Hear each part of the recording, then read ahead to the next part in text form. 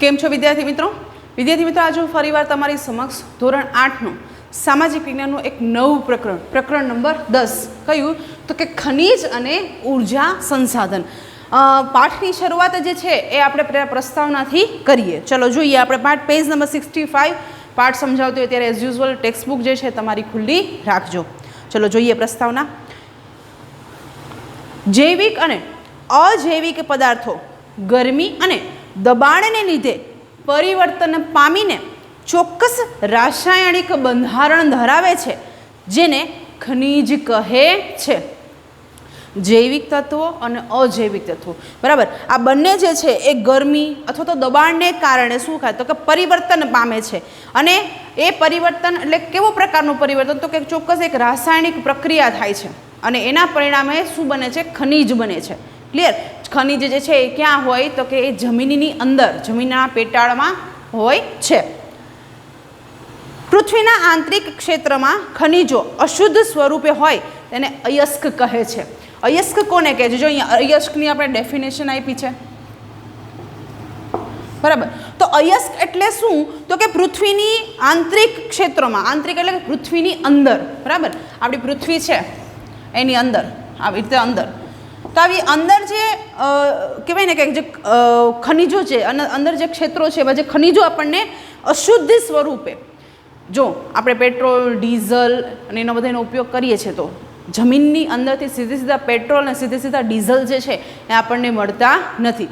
પહેલાં આપણને crude oil એટલે કે ખનિજ તેલ મળે છે અને પછી એમાંથી આ બધી વસ્તુઓ શોર્ટિંગ કરવામાં છે, એટલે કે આ બધી વસ્તુઓ જે છે અલગ અલગ વસ્તુઓ એમાંથી કાઢવામાં આવે છે અને શુદ્ધ કરવામાં આવે છે.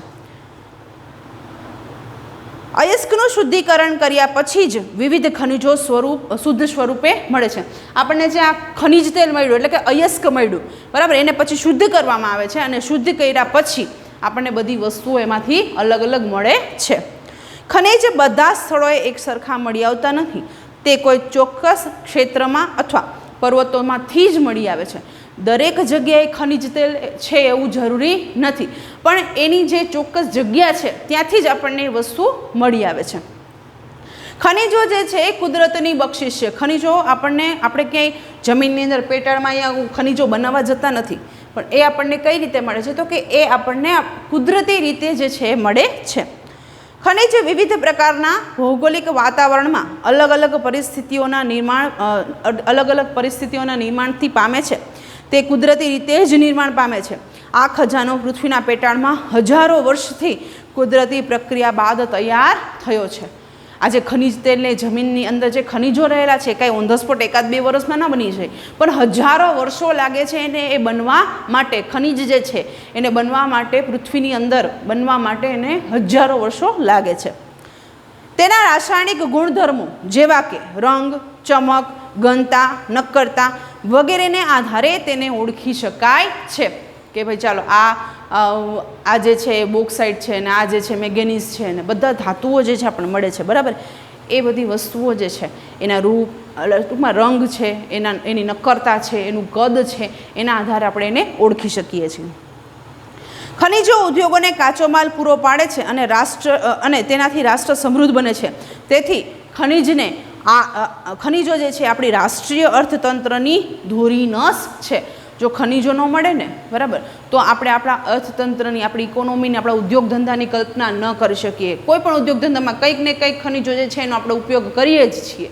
તો આપણે ખનિજો જે છે એ આપણી જે રાષ્ટ્રીય અર્થતંત્ર છે એની એ ધોરી નસ સમાન છે. ચલો ત્યાર પછી એનો મહત્વનો મુદ્દો જે છે એ છે ખનિજોના પ્રકારો.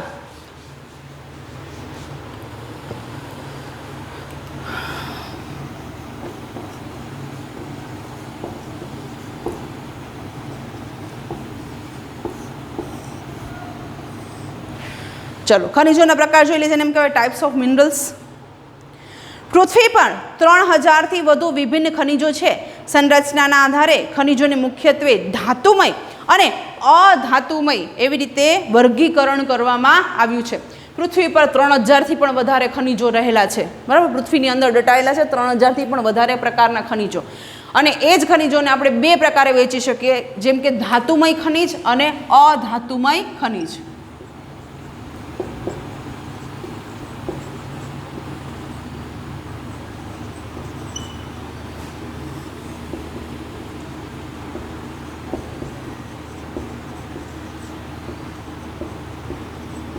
તો આવી રીતે ખનિજોને બે ભાગમાં વર્ગીકૃત કરાય છે. ચલો જોઈએ હવે આપણે એને ધાતુમય ખનિજ એટલે શું અને અધાતુમય એટલે ખનિજ એટલે શું. ધાતુમય ખનિજો જેને મેટાલિક મિનરલ્સ કહેવાય છે ને કે એ કેવા પ્રકારે હોય છે તો જોઈએ. ચાલો, ધાતુમય એટલે કે ધાત્વિક ખનિજોમાં ધાતુઓ કાચા સ્વરૂપમાં હોય છે અને જો આ બધા એના ગુણધર્મો છે, બરાબર, એટલે આપણે યાદ રાખવાના. એક તો કેવા હોય તો કે કાચા સ્વરૂપે હોય, પેલો મુદ્દો એવું કીધું કાચા સ્વરૂપે હોય. પછી શું કીધું તો કે ધાતુઓ કઠોર પદાર્થો છે જે ઉષ્મા અને વિદ્યુતના વાહક હોય છે.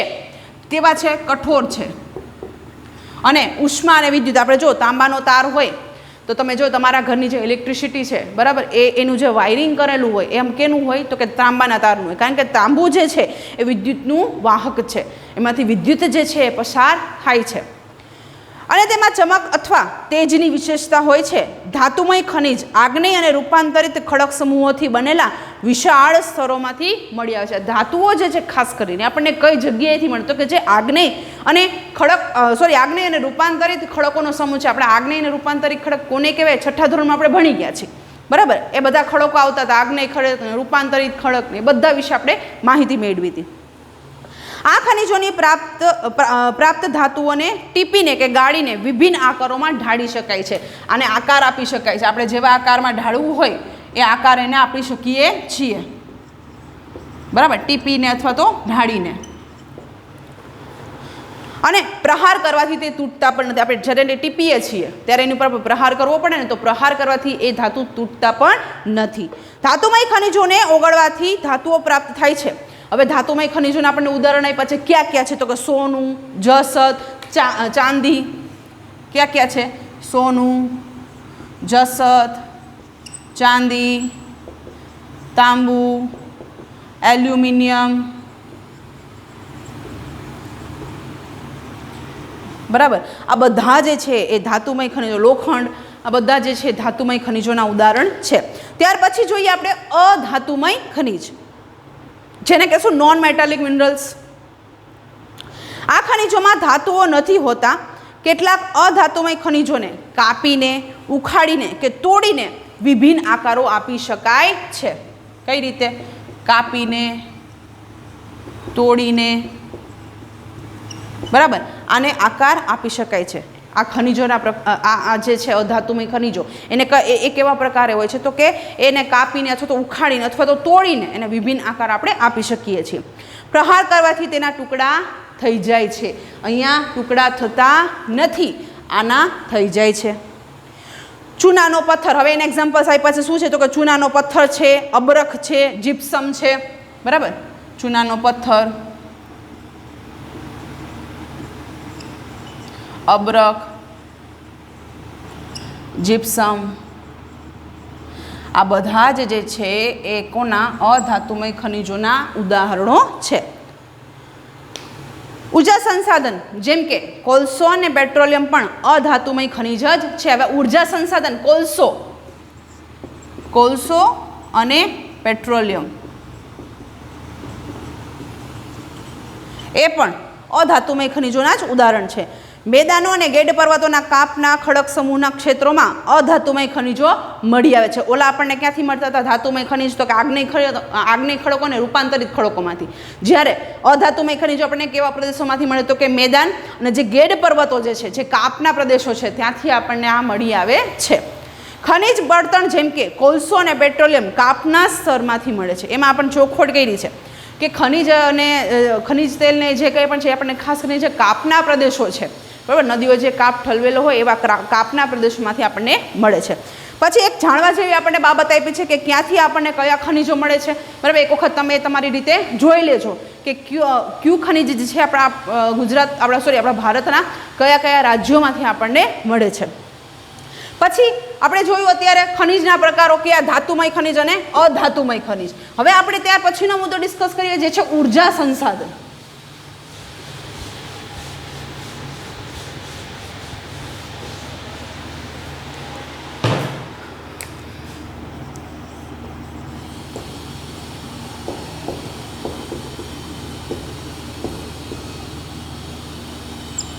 ચલો જોઈએ આપણે ઉર્જા સંસાધન એટલે શું. હવે ઉર્જા સંસાધનોનું પણ વર્ગીકરણ કરવામાં આવે છે. પહેલાં એની ડેફિનેશન જોઈ લઈએ. ઉર્જા આપણા જીવનમાં ખૂબ મહત્વપૂર્ણ ભૂમિકા ભજવે છે. આપણને ઉદ્યોગ, ખેતી, પરિવહન, સંદેશાવ્યવહાર અને સંરક્ષણ માટે પણ ઉર્જાની જરૂરિયાત છે. વાહન વ્યવહાર માટે, બરાબર, પછી ખેતી માટે, ઉદ્યોગો માટે આપણને ઉર્જા જે છે એ ઉર્જા જોઈએ, એટલે કે વીજળી, બરાબર. ઉર્જાના ઘણા બધા સ્ત્રોતો, સૌર ઉર્જા છે, પવન ઉર્જા છે, ભરતી ઓટની ઉર્જા છે. તો આ બધાની આપણને જરૂર પડે છે. જે સાધનો થકી આપણને યંત્રોને ચલાવવા અને વસ્તુઓના ઉત્પાદન માટે ઉર્જા પ્રાપ્ત થાય છે તેને ઉર્જા સંસાધન કહે છે. શું કીધું અહીંયા આપણને? તો કે જે સાધનો થકી, એવા સાધનો કે જેનો ઉપયોગ આપણે યંત્રો ચલાવવા અથવા તો વસ્તુઓના ઉત્પાદનમાં કરીએ છીએ, તો એ જે છે એને શું કહેશું આપણે? ઉર્જા સંસાધન. ઉર્જા સંસાધનોને વિસ્તૃત રૂપે પરંપરાગત અને બિનપરંપરાગત સંસાધનોમાં વર્ગીકૃત કરી શકાય છે. તો ઉર્જા સંસાધનોના બે પ્રકાર કીધા. ક્યાં?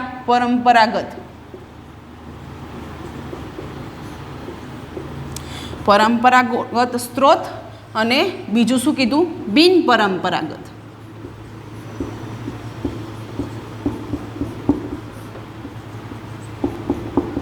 ખનિજોના પ્રકારો પડતા વર્ગીકરણ પાડવામાં આવ્યું. એવી રીતે અહીંયા પણ ઉર્જા સંસાધનોના પણ બે વર્ગીકરણ કરવામાં આવ્યું છે, પરંપરાગત અને બિનપરંપરાગત. તો એમાં સૌથી પહેલાં પરંપરાગત ઉર્જા સ્ત્રોત જે છે એમના વિશે માહિતી મેળવીએ. જે લાંબા સમયથી સામાન્ય ઉપયોગમાં લેવાઈ રહ્યા છે તેને ઉર્જાના પરંપરાગત સ્ત્રોત કહેવાય છે. લાંબા સમયથી સામાન્ય ઉપયોગમાં આનો આપણે ઉપયોગ કરીએ જ છીએ એમ. જે સંસાધનોને આપણે લાંબા સમયથી સામાન્ય ઉપયોગમાં લઈએ છીએ એવા જે કહેવાય ને કે એવા જે ઉર્જાના સ્ત્રોતો છે એને પરંપરાગત ઉર્જા સ્ત્રોતો કહીશું.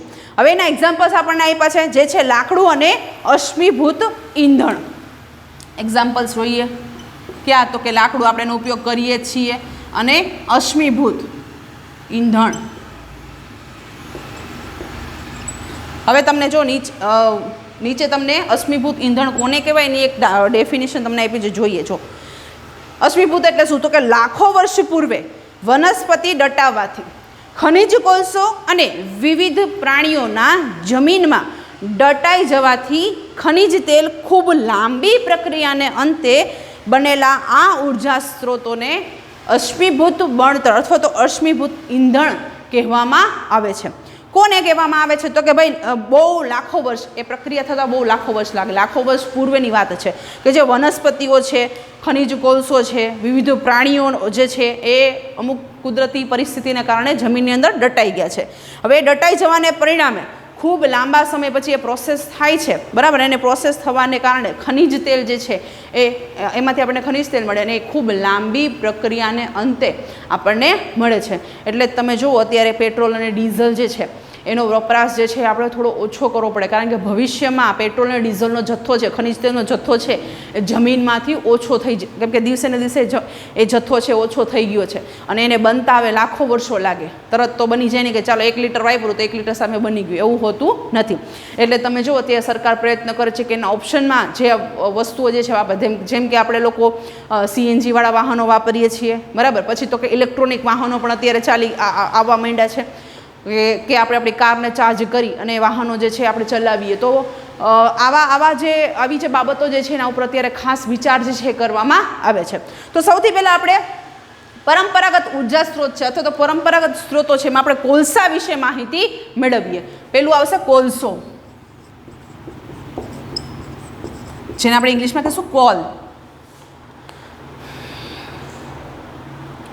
આ વિપુલ પ્રમાણમાં મળી આવતું અશ્મિભૂત બળતણ છે. હવે તમે અશ્મિભૂત સમજી ગયા કે અશ્મિભૂત એટલે શું એમ. તેનો ઘરેલું બળતણ લોખંડ અને પોલાદ જેવા ઉદ્યોગોમાં, પછી વરાળ એન્જિનમાં વીજળી ઉત્પન્ન કરવામાં થાય છે.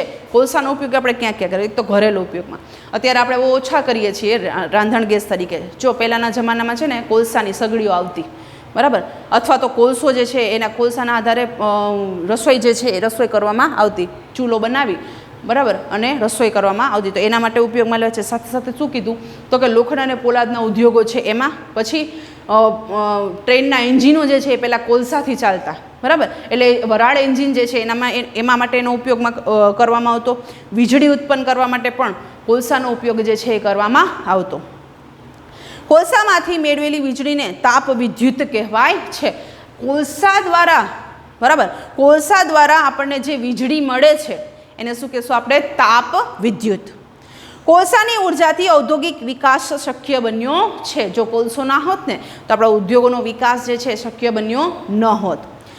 હવે કોલસા આપણને ક્યાં ક્યાંથી મળી આવે છે જોઈએ. ચીન, સંયુક્ત રાજ્ય અમેરિકા, જર્મની, રશિયા, દક્ષિણ આફ્રિકા, ફ્રાન્સ વિશ્વના અગ્રણીય કોલસા ઉત્પાદક દેશો છે.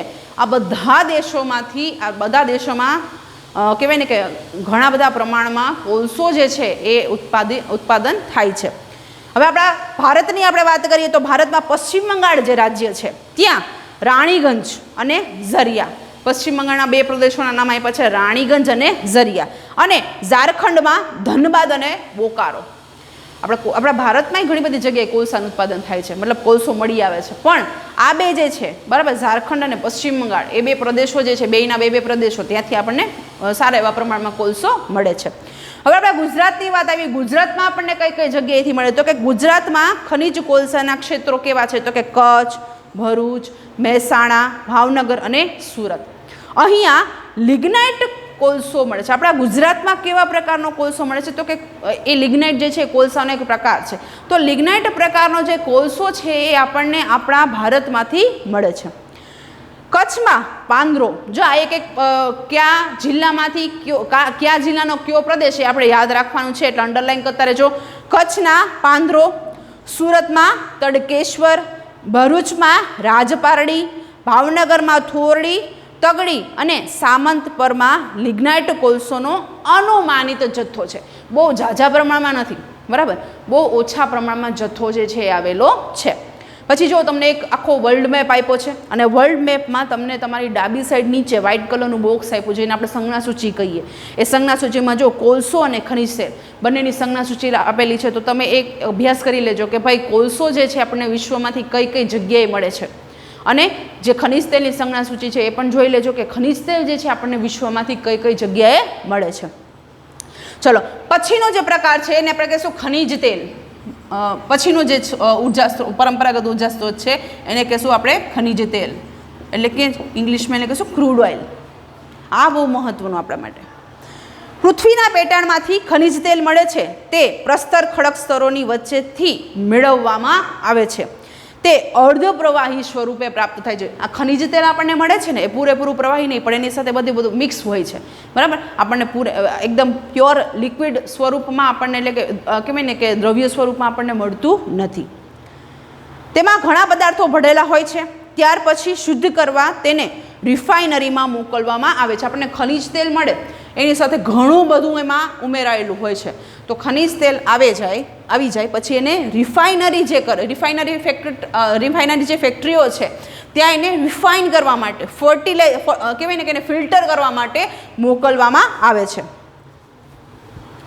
જ્યાં કાચા ખનિજ તેલ એટલે ક્રૂડ ઓઇલમાંથી પ્રક્રિયા કરીને ડીઝલ, પેટ્રોલ, કેરોસીન, મીણ, પ્લાસ્ટિક અને ઊંજણ તેલ, કેટલી વસ્તુઓ નીકળે? તો કે ડીઝલ, પેટ્રોલ, બરાબર, ડીઝલ, પેટ્રોલ, પછી કેરોસીન, મીણ, પ્લાસ્ટિક, ઊંજણ તેલ, આ બધું જે છે એ આમાંથી ફિલ્ટર કરવામાં આવે છે. ડીઝલ ને પેટ્રોલ ને કેરોસીન ને મીણ ને પ્લાસ્ટિક ને ઊંજણ તેલ એ બધું એમાંથી આપણને મળે છે. એટલે એને શુદ્ધ કરવાનું કહેવાય, બરાબર. આને શું કર્યું કહેવાય? શુદ્ધિકરણ કર્યું. ખનિજ તેલને નાખ્યું, ફિલ્ટર થયું, એક જગ્યાએથી ડીઝલ નીકળ્યું, એક જગ્યાએથી પેટ્રોલ નીકળ્યું, એક જગ્યાએથી કેરોસીન, એક જગ્યાએથી મીણ, પ્લાસ્ટિક અને ઊંજણ તેલ. આવી રીતે ઘણી બધી વસ્તુઓ, આ ઉપરાંતની પણ ઘણી બધી વસ્તુઓ જે છે એમાંથી ફિલ્ટર થાય છે. ખનિજ તેલ ખૂબ જ મૂલ્યવાન છે. તેમાંથી ઉપયોગી પદાર્થો મેળવવામાં આવે છે. તેનો કોઈ પણ ભાગ બિનઉપયોગી હોતો નથી અને બહોળા વ્યાપારિક મહત્વના લીધે તેને કાળું સોનું કહેવાય છે. ખનિજ તેલને શું કહેવાય છે? કાળું સોનું. શું કામ એ કાળું સોનું કહેવાય છે ખબર છે? કારણ કે એક ખનિજ તેલમાંથી આપણને આટલી બધી વસ્તુ મળે અને પાછી આમાં એક પણ વસ્તુઓ જે છે એ નકામી હોતી નથી. બધું આપણે બધાનો ઉપયોગ જે છે આપણે ક્યાંક ને ક્યાંક તો કરીએ જ છીએ, બરાબર. જેથી કરીને ખનિજ તેલને શું કહેવાય છે? કાળું સોનું કહેવાય છે. હવે ખનિજ તેલ જે છે એના ઉત્પાદિત કરતા અથવા દેશો જે છે એ ક્યાં ક્યાં છે જોઈએ. ચાલો, ઈરાન, ઈરાક, સાઉદી અરબ અને કતાર એ પેટ્રોલિયમના મુખ્ય ઉત્પાદક દેશો. વિશ્વમાં સૌથી વધારે જો પેટ્રોલિયમનું ઉત્પાદન થતું હોય અથવા તો પેટ્રોલિયમ મળી આવતું હોય ને તો એ આ બધા દેશો છે: ઈરાન, ઈરાક, સાઉદી અરબ અને કતાર. અને અન્ય ઉત્પાદકમાં સંયુક્ત રાજ્ય અમેરિકા, રશિયા, વેનેઝુએલા અને અલ્જીરિયા છે. ભારતમાં મુખ્ય ઉત્પાદક ક્ષેત્રમાં જો આપણા ભારતના યાદ રાખવા, ક્યાં? અસમમાં દિગ્બોય, પછી મુંબઈમાં બોમ્બે હાઈ અને કૃષ્ણા તથા ગોદાવરી નદીના મુખ્ય ત્રિકોણ પ્રદેશમાં. આપણા ભારતમાંથી કઈ કઈ જગ્યાએ મળે? તો કે એક તો આપણને કીધું અસમના દિગ્બોયમાં, મુંબઈ જે છે એમાં મુંબઈ હાઈ કરીને જે છે ત્યાંથી મળે છે, અને કૃષ્ણા અને ગોદાવરીનો જે મુખ્ય ત્રિકોણ પ્રદેશ છે ત્યાંથી આપણને ખનિજ તેલ જે છે, બરાબર, ક્રૂડ ઓઇલ જે છે આપણને મળે છે. ગુજરાતમાં કઈ જગ્યાએ છે? તો કે ગુજરાતમાં આણંદ જિલ્લાના લુણેજ ગામ પાસેથી સૌપ્રથમ ખનિજ તેલ પ્રાપ્ત થયું. આણંદ જિલ્લાનું જે લુણેજ ગામ છે ત્યાંથી આપણને સૌપ્રથમ વખત ખનિજ તેલ જે છે એ મળ્યું હતું. અંડરલાઈન કરતા જો પૂછે ગુજરાતમાં સૌપ્રથમ ક્યાંથી ખનિજ તેલ મળ્યું, તો કે આણંદ જિલ્લાના લુણેજમાંથી. પછી ભરૂચ જિલ્લાનું જે અંકલેશ્વર છે એ ગુજરાતનું સૌથી મોટું તેલ ક્ષેત્ર ગણાય છે. ગુજરાતનું સૌથી મોટું તેલ ક્ષેત્ર કયું? તો કે અંકલેશ્વર, ભરૂચ જિલ્લાનું અંકલેશ્વર. ખનિજ તેલ અંકલેશ્વર, મહેસાણા, કલોલ, કડી, નવાગામ, કોસંબા, સાણંદ, અમદાવાદ, ગાંધીનગર, વડોદરા, ભરૂચ, આણંદ, ખેડા અને ભાવનગર જેવા ક્ષેત્રોમાંથી આપણને મળી આવે છે. ત્યાર પછી જોઈએ આપણે કુદરતી વાયુ.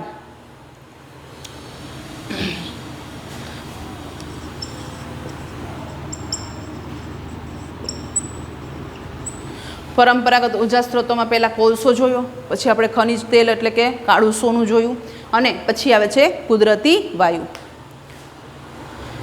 કુદરતી વાયુ પેટ્રોલિયમ નિક્ષેપોની સાથે મળી આવે છે. જ્યારે કાચા ખનિજ તેલ એટલે કે ક્રૂડ ઓઇલને બહાર કાઢવામાં આવે છે, જમીનમાંથી બહાર કાઢવામાં આવે છે, ત્યારે તેની સાથે તે મુક્ત થાય છે. એની સાથે જ એ શું થઈ જાય છે? ઉડી જાય છે, મુક્ત થાય છે. તેનો ઉપયોગ ઘરેલું અને ઉદ્યોગોમાં ઈંધણ તરીકે થાય છે. રશિયા, નોર્વે, યુકે અને નેધરલેન્ડ કુદરતી વાયુના મુખ્ય ઉત્પાદક દેશો છે. ભારતમાં જેસલમેર, ખંભાત બેસિન, કૃષ્ણા ગોદાવરી નદીનો મુખ ત્રિકોણ, ત્રિપુરા અને બોમ્બે હાઈ કુદરતી વાયુના ઉત્પાદક ક્ષેત્રો છે. કારણ કે જ્યાંથી ખનિજ તેલ નીકળતું હોય ત્યાંથી જ આપણને આ કુદરતી વાયુ જે છે એ મળે.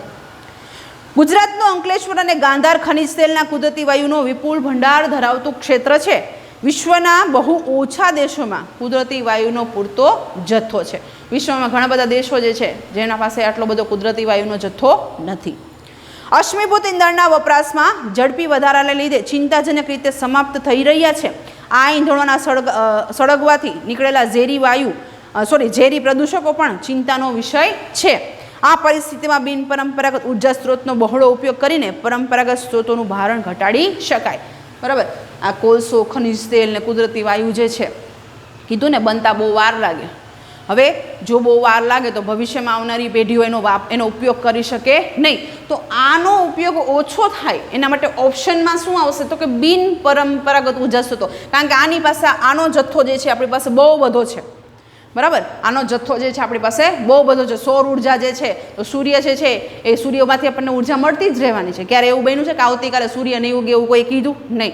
તો આ બધી વસ્તુઓ તો આપણને મળી જ છે. તો આનો ઉપયોગ આપણે સારામાં સારો કઈ રીતે કરીએ, બરાબર, તો એ જોઈએ. ચાલો હવે આપણે જોશું ઉર્જાના બિનપરંપરાગત સ્ત્રોતો. આપણે પરંપરાગત જોઈ લીધા, હવે આવશે બિનપરંપરાગત ઉર્જા સ્ત્રોતો. કોલસો કે ખનિજ તેલ જેવા શક્તિના સંસાધનો મર્યાદિત જથ્થામાં ઉપલબ્ધ છે એવું અનુમાન કરવામાં આવ્યું છે. કોલસો, ખનિજ તેલ આ બધાનો જથ્થો કેવો છે? લિમિટેડ છે.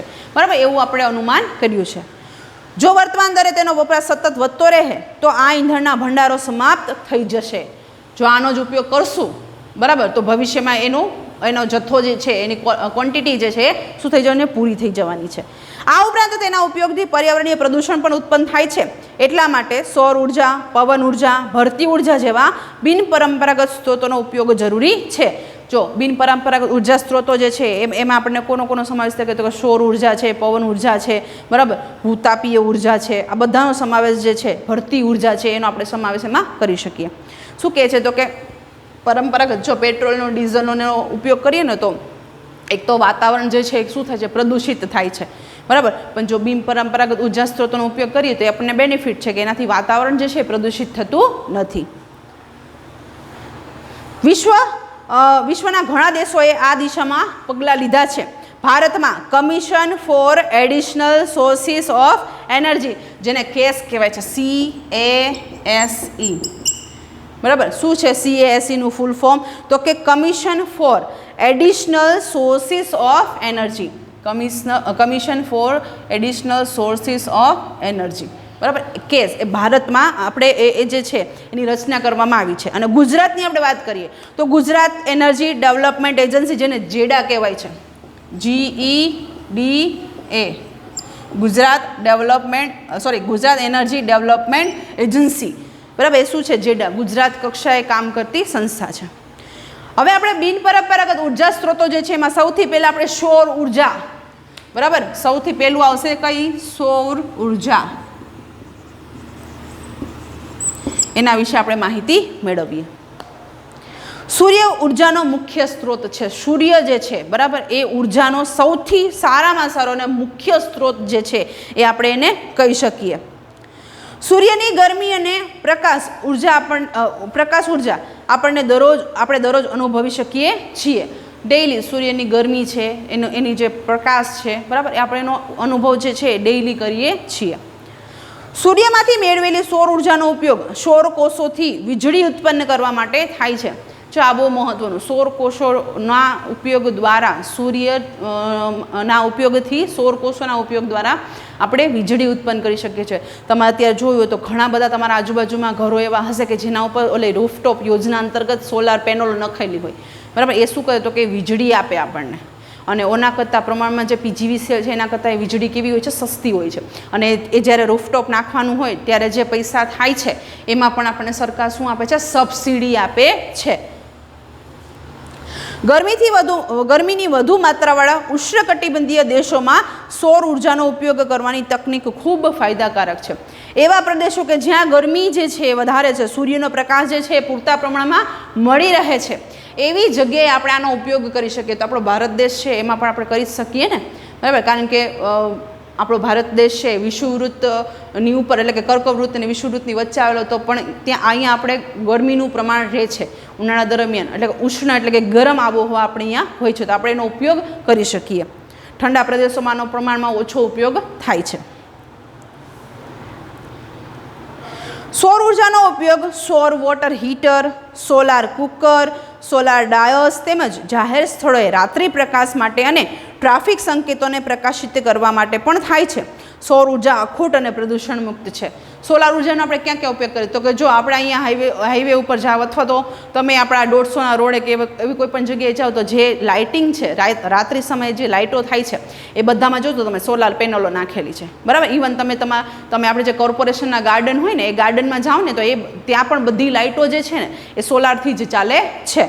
તો આવી બધી જગ્યાએ આપણે સોલારનો ઉપયોગ કરી શકીએ. પણ તમે જો સિગ્નલ, બરાબર, અત્યારે આપણને બધા ખબર ચોકે સિગ્નલ મૂકેલા છે, તો એ સિગ્નલ્સ છે એ પણ કોના આધારે ચાલતા હોય તો કે એ સૌર ઉર્જાને આધારે ચાલતા હોય છે. અને એના પરિણામે થાય છે શું ખબર, એનાથી કોઈ નુકસાન થતું નથી અને એનાથી કોઈ પણ જાતનું પ્રદૂષણ જે છે પ્રદૂષણ પણ ફેલાતું નથી. મધ્યપ્રદેશના રેવામાં સૌર ઉર્જા પરિયોજના આવેલી છે, જે એશિયાની સૌથી મોટી સૌર ઉર્જા યોજના છે. ક્યાં? મધ્યપ્રદેશના રેવામાં. આ યાદ રાખવાનું છે આપણે બહુ જ. મધ્યપ્રદેશના જે રેવા છે, બરાબર, ત્યાં આ જે સૌર ઉર્જા પરિયોજના જે છે આવેલી છે, અને એશિયાની સૌથી મોટી, કેની આખા આપણો જે એશિયા ખંડ છે એની સૌથી મોટી સૌર ઉર્જા પરિયોજના છે. ગુજરાત દેશમાં સૌર ઉર્જા મેળવતું ગુજરાત પણ ભારતના અન્ય રાજ્યોમાં તો છે જ, સાથે સાથે ગુજરાત છે એ પણ અગ્રણી જ છે. સૌર છત, જેને કે સોલાર રૂફટોપ કહેવાય, એ કેનાલ આધારિત સૌર પ્રોજેક્ટ દ્વારા સૌર ઉર્જા મેળવવાના પ્રયત્નો થયા છે. 590 મેગાવોટ ક્ષમતાનો સોલાર પાર્ક ગુજરાતમાં પાટણ જિલ્લામાં ચારણકા ગામ ખાતે બિન વપરાશી જમીનમાં બનાવવામાં આવ્યો છે. જો પાટણ જિલ્લો જે છે, બરાબર, એ પાટણ જિલ્લામાં જે ચારણકા ગામ છે ત્યાં બિન વપરાશી જમીન, એટલે કે જમીનનો કોઈ ઉપયોગ જ નહોતો, તો એમનેમ જ પડી હતી, તો ત્યાં આવી રીતે સોલાર પ્લાન્ટ નાખવામાં આવ્યો છે અને એ સોલાર પ્લાન્ટ દ્વારા 590 મેગાવોટની વીજળી જે છે ઉત્પન્ન કરવામાં આવે છે.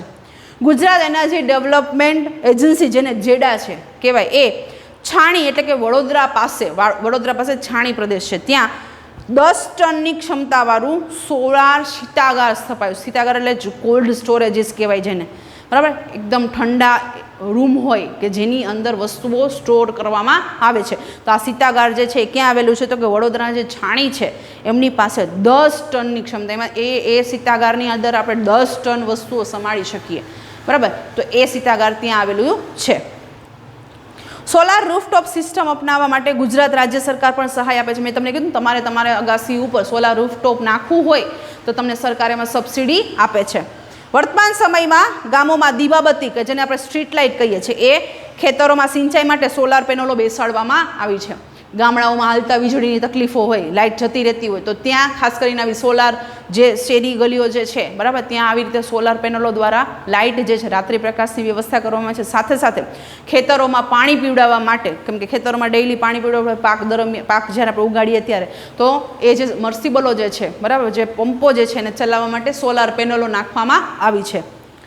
ગુજરાતના ભુજ પાસેના માંડવી નજીક મોઢવા ગામે આ પ્લાન્ટ બનાવવાનું નક્કી થયેલ છે, બરાબર. કયો પ્લાન્ટ? તો કે આજે સૌર ઉર્જા મેળે એવો.